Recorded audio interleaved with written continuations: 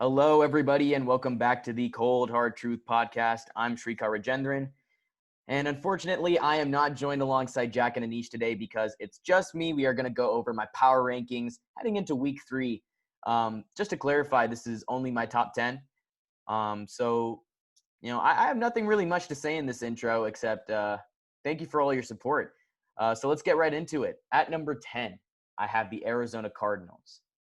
Look, with Cliff Kingsbury as the head coach and Kyler Murray at quarterback, it's easy to give all the credit to the offense for the Cardinals' 2-0 start to the season. Of course, it's not just them, as DeAndre Hopkins has been a great addition. Kenyon Drake is looking like a steal. We can't forget Kyler. Dude, Murray put up 286 yards through the air, 67 on the ground, 3 total touchdowns. Hopkins scored a touchdown on 8 catches for 68 yards, and Drake added 86 yards on the ground. That's why people are going to think that this offense is the reason they're winning. But look, their defense has been just as good so far. And in week 2, they made life hard on Washington. They kept them scoreless until the third quarter. In the end, it was a 30-15 win, and it didn't really even feel that close. The defenders in Arizona deserve as much credit for that as their impressive offense does, at least in my opinion. In week 3, they're going to play Detroit. I expect them to win that game, but I'm excited to see what happens. At number 9, the Tampa Bay Buccaneers. Where do I start with the Bucs, man? It was the first win for Tom Brady as the quarterback for the Buccaneers. So congrats to you, Tom Brady. But look, he still didn't look as comfortable as we're used to seeing. He finished with 217 yards with a touchdown and a pick. Mike Evans had a great game. I can see them establishing that report right now. But really, as good as Brady was, it was the running game that made the difference for the Bucs. Leonard Fournette had a breakout game, really sealed it with that last touchdown. And after that loss in week 1 to the Saints, it was good to not only get their first win in the Brady era, but to also get a dub over an NFC South opponent. Those divisional games are always tough. So for the defense, there were some highs and lows. Teddy Bridgewater had 367 yards passing, but he threw 2 picks and was sacked 5 times, with 2 of those coming courtesy of Ndamukong Suh, and 1 was from Antoine Winfield, the rookie safety. Next week, they got a road game against the Denver Broncos, a team that's had some struggles to start the season and really not that much injury luck either. So I think Tampa Bay knows there's still room to improve. But look, this weekend was a step in the right direction. At number 8, the Los Angeles Rams. Look, after 2 weeks, it seems apparent that LA was there are a better team than they were in 2019. They finished 9-7 last year. They did miss out on the playoffs, but they really just didn't look like a very good team to finish the year.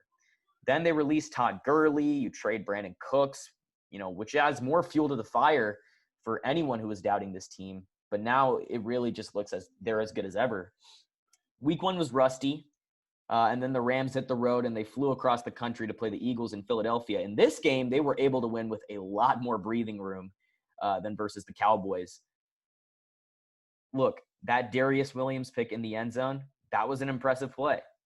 But as impressive as that play was, it really was the offense that stood out for LA. Jared Goff finished with 267 yards and 3 touchdowns. Darrell Henderson broke out in this game. I love that running back by committee approach that the Rams are taking. I was originally doubting it at first because, with all the uncertainty surrounding that. But look, they've been proving me wrong. They've been making me eat my words a bit. So the Rams and Cardinals are both 2-0 in the NFC West, and it really could be a close race between them.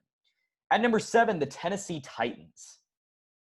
After a narrow victory against the Broncos in week 1, the Titans had another close game in week 2 against Jacksonville. In this one, the Titans had a lot more of a challenge than they expected. The Jags put up 480 yards. Gardner Minshew had a great game. The Titans didn't move the ball as easily as the Jaguars, but they were much more efficient. Overall, they had 354 yards of offense. Jacksonville had 2 turnovers, and the Titans had none.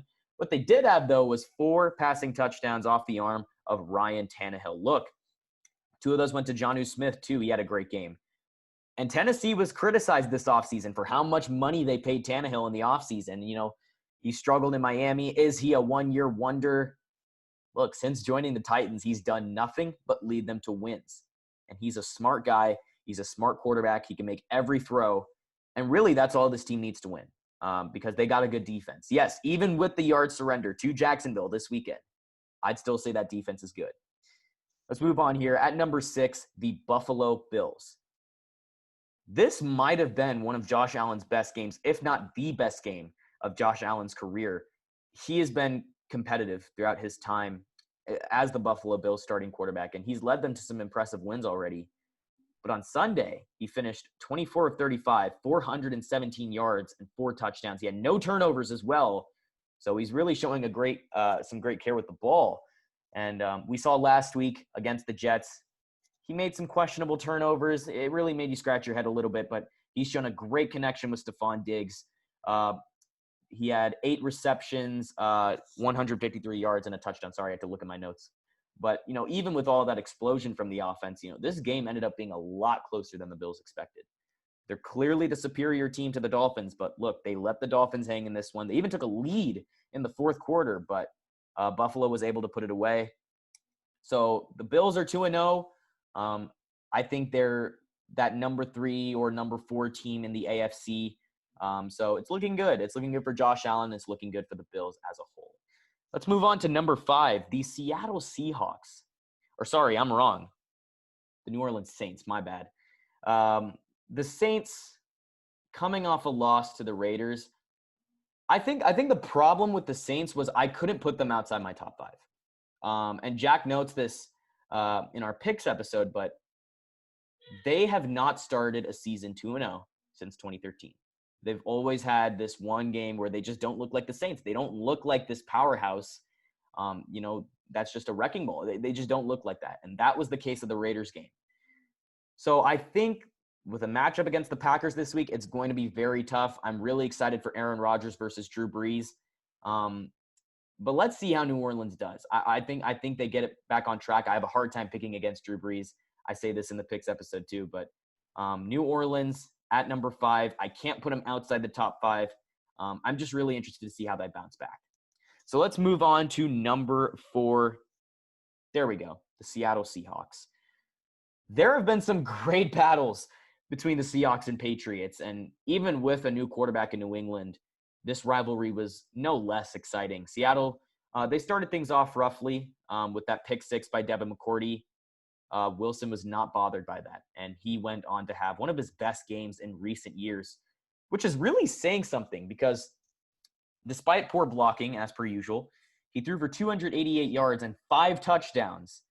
And he added another 39 yards on the ground. And that was enough to hold off the Pats for a 35-30 win. But it all came down to the very last play. So again, with the Pats and Seattle, it came down to the goal line again. There can be questions about the Pats' decision to throw it on their last drive, which gave Newton a chance to steal the win. But, that third down. But I think the defense held, so it really becomes a moot point at that point. But overall, the Seahawks, they're off to a quick 2-0 start. They really look like the favorites in this division. I'm saying this as a Niner fan. They are the favorites in this division. But I think overall, it's going to be competitive. I can't wait to see how the NFC West shakes up. Let's move on to number 3.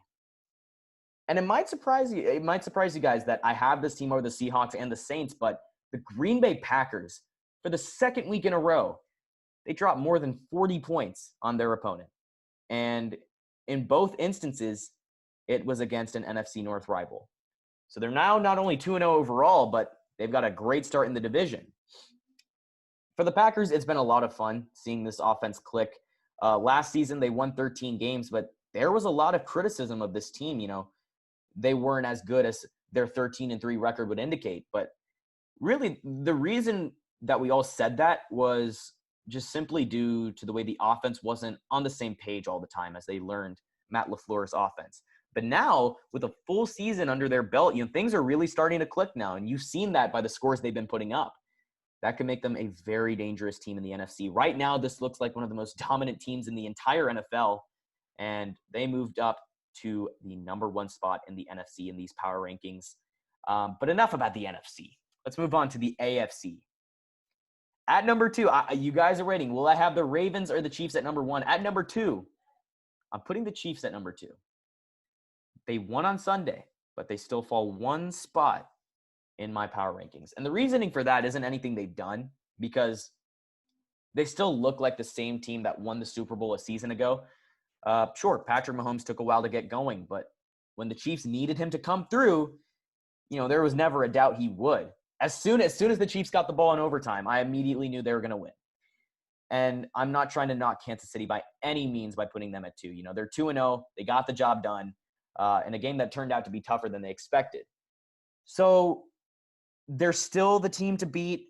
And until someone does knock them off, that's going to remain the case.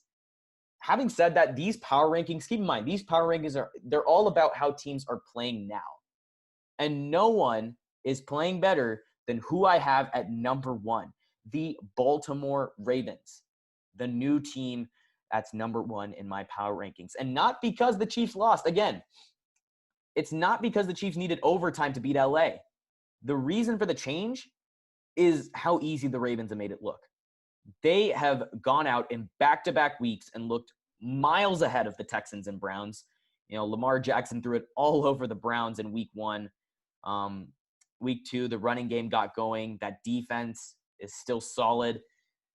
So as impressive as the offense really is, their defense is just as scary. They sacked Deshaun Watson 4 times. They harassed him on countless other plays. So again, this is no disrespect to the Chiefs, but no team has looked as good as the Ravens have these first 2 weeks. So that's how my power rankings are shaping up. So let's go over it one more time. Ravens at 1, Chiefs at 2, Packers at 3, Seahawks at 4, Saints at 5, Bills at 6, Titans at 7, Rams at 8, Bucks at 9, Cardinals at 10. Let me know how your power rankings would shake up, because obviously this is just my opinion and this is what I've seen from the team. So let me know any changes you would make. I'm interested to have a discussion with you guys in the comments. But that's going to do it for me. We'll see you guys next time. Peace.